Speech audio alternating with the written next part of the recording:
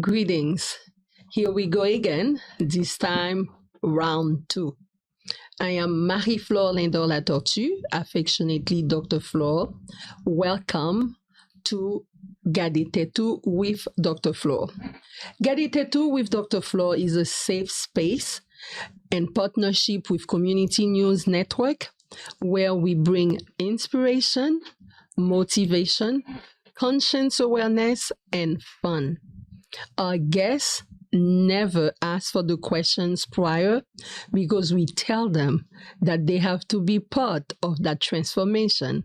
As Gade Tet Ou means look at yourself. Today, we're gonna do that process with our guest, Kenney Cenat, Assistant Principal at South-Dade High School. Hey, South-Dade in the house. Let's go. Let's do it. Kenney, welcome. We are pleased to have you. And you see, the reason why I have my phone is because with technology, everything is made possible. And but I'm not going to use it yet. Let's take a look at you. Okay. Kenney Cenat, Haïtien. Vous parlez créole? Of course, we parler créole. Okay. Ça Okay, ça qu'a fait. Then for English viewers and speakers, ça qu'a fait is like, how are you? Then you have to not say naboule. No. Okay, and Gade Tet Ou, you will never hear us say naboule. No. We will always say nap travail. Nap travail. That means we are working. Nap travail. Introduce yourself. Dim de ti garçon, koto fait, a little bit of Creole. That way we make it a little bit inclusive. Sure. Let's talk about the boy first and Creole. Okay. First of all, Dr. Flore, thank you for this opportunity to have me on your show. It's really an honor to be here to sit and talk about everything from childhood experiences to education, the community, and life in general. So again, thank you for this opportunity. I am Kenney Cenat. I was born in Delaware, but raised in Haiti. Je levé en Haïti et me songe le m'te levé c'était Delma 75. Et moi t'ai l'école Frère André. I attended for Brother Andrew, if you were to translate it in English. T'ai fait toute première moi. Et puis Frère André était dans Delma 29. Correct. Kairos qui à côté Frère André, c'est la Kaiway. Wow. Small world. Yeah. Small world. Yeah. So yeah, that's where I attended primary school. And at the age of 11, my family moved to the United States, to Delaware, preferably. And in Delaware, I came in 6th grade. 6th grade. So I did middle school. I did high school. I have 2 brothers, 2 sisters. I was raised with both my mom and my dad. My dad is a pastor, and my mom is what you would call the traditional mother pastor, soit dame missionnaire. So I was raised in a very strict family, and you know, in the Haitian household is the l'école, l'église, and that's it. Right. So no zami. Barely. Okay.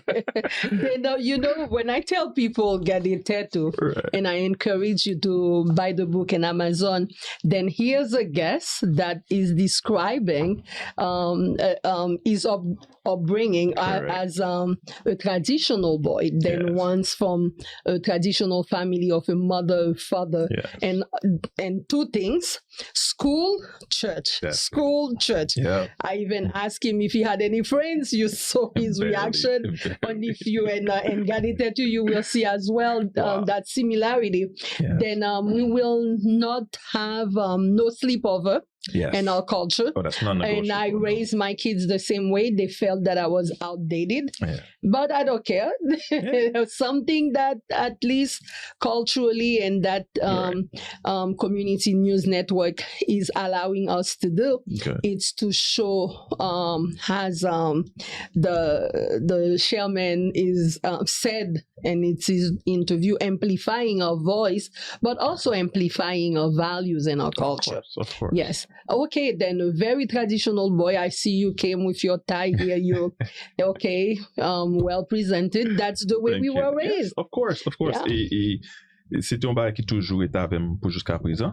Et depuis n'a sorti, et chemise moi soit maillot supposé en de pantalon. And that stays with me. And although I'm trying not to impose that on my own son, but it's extremely hard because my wife sometimes would tell me, no, buy it, but it's those values that made me who I am. And believe it or not, they're so important nowadays, right? They don't wear belts now. That's where I'm going, right? Yes. So nowadays, again, with all due respect to other cultures, but you know, the traditional Haitian boy growing up, you know, maillot, chemise ou apan dan pantalon, ou ap gen ceinture, pantalon ap nan ceinture. And again, for some reason, that stayed with me because it was ingrained inside of my head, right? Okay. So I feel your pain. And now I have two young men. yeah. Then the one that is 23, shop. Good. But shop now does not mean belt. Shop means, okay, he will cover up and have something nice on top for mom to not see that the saggy pants is there, and they call it fashionable. And the shoes also, no socks. Oh, Lord. You know, then we don't need to worry. We will not have no high blood pressure on that area. My God. Yeah. Okay, then education is your passion, and from the boy, traditional family to a professional. Yes. Tell us your journey and what are you doing? Of course. Well, one thing that I'm never ashamed to say that, you know, when I first came, I had to take ESOL classes. Right. So transitioning to another language is not the easiest thing to do. And that's why I tip my hat off to people who speak multiple languages. So I struggled at the very beginning, you know, in middle school. I remember sitting in classrooms and again, being from Delaware, there were maybe 2-3 Haitians, barely any Hispanics, because who lives in Delaware, first of all? So that adaptation was extremely hard. So I had classes, I didn't have any ESOL classes. You had family members who welcome your parents there? Correct. Ah. Correct. But that's a whole different story. Okay. But in Delaware, I didn't have any ESOL classes because we didn't have the large Haitian community for that. So pretty much I was technically self-taught. Right. So I was learning English on my own, but we know as Haitians, our parents instill within us hard work ethic. So I tried my best. I learned English and then moved on to high school, you know, continue to grow and develop. And then from high school, I applied to schools in Florida. I was accepted at Florida Memorial University, where I earned my bachelor's in elementary education, as well as a master's in social studies education, which is history education. And now I have a specialist in educational leadership. Mm-hmm. And we met last Saturday, and one of the vision of Gade Tet Ou with Dr. Flore is to really bring guests as organic, then so they still fit within our 4 pillars to inspire, motivate, bring conscience awareness, and fun. Then if at the end of the show you don't smile here, then you're not in Community News Network. Then let's go with inspiration. You were the keynote speaker at the Martin Luther King Jr. Day Community Breakfast and Homestead. And I felt moved and I said, okay, young man, message. And also Dr. King was also a speaker. Right. Then for anyone watching, Martin Luther King Day is a federal holiday in the United States. It is observed the 3rd Monday of January each year.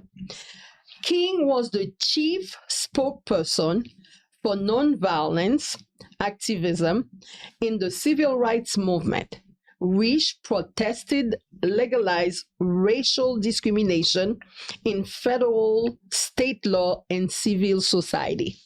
How can you relate, and why are we still celebrating this man? Wow. First of all, Martin Luther King legacy will live on forever. I think those kind of men like Martin Luther King, Nelson Mandela, Malcolm X, those personalities are once in a generation. Because of the amount of work of their legacy that they have established, you don't find these often. So Martin Luther King's legacy, once again, that's something that's going to last for a generation. And for what he stood for, if we were to imagine life in the 1950s, imagine life in the 1960s, compared to how we're living, and for Martin Luther King to have the audacity, to have the fortitude to stand up and never failed, regardless of the amount of pressure, political pressure, social pressure. And he stood firm on what he believed. And it's thanks to this legacy that us, even Haitians, even other immigrants, have that opportunity to stand and speak, to be ourselves, to unify ourselves with other cultures, with the Black Americans, African Americans, to come together as one, is all thanks to the legacy of Dr. King. So celebrating that, again, it's a responsibility and also an obligation for us to do. Then we celebrate his birth. Correct. Okay. Then I want people to be mindful that third Monday of January, we celebrate his birth, not his death. Of Then course, yes. Wish is very powerful. Thanks for the clarification. Okay. Correct. Then it's very important for us to know the different type of activities that takes place. We have breakfast. The meaning for me of breakfast is like we share bread. Correct. And why did you feel that it was important for you to be part of the breakfast as an assistant principal? Because too often that we're so wrapped up in our daily lives and our work. It's not every day you get the opportunity to come with fellow citizens to sit down and break bread in peace, exchange ideas, have formal conversations, have professional conversations within the boundaries of respect. So I think that breakfast allowed us as a community to come together, to unify our voices together, to talk on the basis of what we have in common as African Americans. So that's our safe space to be able to do that, and while enjoying good breakfast, grits that I love, bacon, eggs. So there's nothing better to have good company and good breakfast at the same time. Then we are honoring a leader who fell because his life was taken and left us with hope to stand, as you said. But as a keynote speaker, can you share 3 elements that you brought to the table on that day? And that's why you earned that interview. I'm not going to tell you. I'm going to see if you recall. It's first of all, it's the legacy of Dr. King. And as I was preparing the speech, it took me a while, right? I had to go back and listen to several of his speeches, right? And one of his famous lines that everybody know is on the steps of Lincoln Memorial in 1963, when he said that I have a dream that my 4 little children will one day live in a nation where they will not be judged by the color of their skin, but by the content of their character. That resonates so deeply with me because I do have a son now. I mean, I have 4 little children, but I have one son.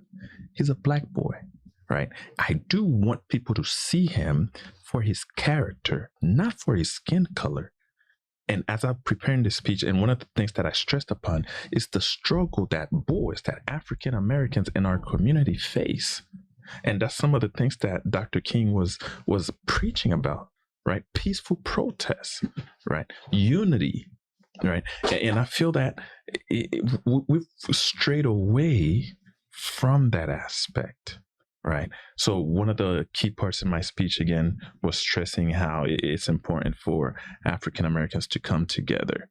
Right. It's important to end the violence. Right. Police brutality. All those things. Martin Luther King spoke on these things. So these are some of the elements that I felt that I try my best to cover, and hopefully I was able to inspire some people through those words. Okay. The spokesman does not remember what he did to earn just sit. Number one, he was extremely humble. But number two, his voice resonated with 3 behaviors. And that's how I felt that I connected. Number one, he said we need to I always teach ABCs. people with the ABCs. I'm an ABC teacher. You need to what? Appear. That means if I give you an appointment for you to be on my show, Yes. if it's not the lottery that you win or something really major that happens, you need to show up. Of course. Some people speak more than they show up.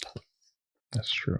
And Dr. King always showed up. That is correct. And it's very important that you mentioned that, because in a speech, everybody will find their own little snippet, right? So for some people, it could be the very opening line. For some people, that from the positive feedback that I've gotten is the ABCs. And I'm a teacher at heart. I always try to find an easy way for my students to retain a lecture or to retain a lesson. Even when I'm doing lessons with my son, I always try to find a way to break it down. And that's how I was inspired to. I asked myself, how can I allow the people to connect with what I'm saying? Then to your students watching you. Of course. And this interview will stay forever. Yes. Attendance is key. Yes. Attendance contributes to any one achievement. Of course. The A and the A. Yes. And what was your B, sir? B was believe. Yes. Yes. You. Believe. I went to the restroom here at the studio, and there's one thought that said, do not worry about why you show up. It's worth it. That's deep. Then that's, for me, that's believe. And Chairman Michael Miller, in his genuine conversation with us here, laid the foundation to say that he knew what he wanted. He believed that he wanted to be the owner of this station. Wow. He went through nursing. That was not his calling. But he believed that he was going to be the owner. Then we believe in South-Dade Senior High. Of course. We want to do a shout out to them. Yes. And I let you do the shout out to your principal. How many principal will let their assistant principal just be there on the week? Yes. On the week of Dr. King. And just, it's still inspiration, it's still motivation, it's still work, it's still education. Of course. And you're doing it. Again, yes, definitely want to give a huge kudos to my principal, Mr. Jonathan Britton, the principal of South-Dade Senior High School. He was very instrumental in me being here, for allowing me to leave the building. I want you to keep in mind that South-Dade is the second largest high school for Miami-Dade County Public Schools. So when you have an assistant principal that's leaving the building, you're leaving a lot of holes that needs to be filled. And I was fortunate to have a principal that understands and he cares, and he allowed me the opportunity. Unfortunately, Wednesday, it's early release. No, not for high school. Not for us. Yeah, that's true. High school, no, that's true. Not for us. Okay, then you're good. In 11 minutes, you'll be free. It's all good. Then let us see. C is care. Tell us about that. People listen to you more when you care. And if we were to go back to the theme of the breakfast, is mentoring the dream. You cannot mentor people that you don't care about. It's utterly impossible. For me to mentor you, I have to care about your well-being. I have to care about your emotional well-being, your social well-being, your educational well-being. So that goes back down to the foundation of ABC. We have to appear. We have to believe in who we are mentoring. As I said, we have to be able to see potential instead of mistakes. And that's by believing and by caring enough to guide them, caring enough to show up, even when it's tough, even when we're super busy with our own life, but we care enough to go ahead and continue to mentor those young kids and boys and men. Okay, we're gonna shift a little bit. That way, Haitian boys, I need to say girls, because in his message, guys, he left out the girls. Okay, on nous parle ak parents haïtiens yo. Yes. Nap célébrer semaine Martin Luther King. Correct. Yon garçon qui fait qui ça? Martin Luther King, son garçon qui passait de présentation. Son garçon grand homme qui marquait toute une génération, m'a dit forever. So Martin Luther King, c'est monde qui ouvert porte pour moun même avec nous, pour moun qui gen même couleur avec nous, pour nous camper tête haute dans la société. C'est premier monde ça qui ouvert opportunité pour nous gagner respect en tant que humain. So Martin Luther King, again, l'on dit Martin Luther King, on parle de un monde qui en général passe de présentation. C'est une, jamais quelqu'un dit, one of the greatest person in history. One of the greatest person in history. If you were to put him in a line with Abraham Lincoln, George Washington, Jean-Jacques Dessalines, we able to put Martin Luther King in that same conversation. Mm-hmm. So without a doubt, so that's a person with great respect. Mm-hmm. Et inspiration son bagay? Martin Luther King inspire nous, mais qui ça qui motive ou même? Wow. Qui jan pou parler ak jen kap gado yo, pou yo pa confondre inspiration ak motivation? Inspiration is natural in a sense. But motivation, you have to work yourself up for that. But so patap Gade Tet Ou, okay. So it's easy. You could have a job, but sometimes you need that motivation. You need to force yourself. You need to be able to push yourself to wake up, to go ahead and do it, even when it's tough. Because a lot of people sometimes, they're inspired. We can be inspired. I could see this beautiful painting and be inspired by it. You can also come to the studio. Correct. And do not believe and give me a shady interview. Correct. But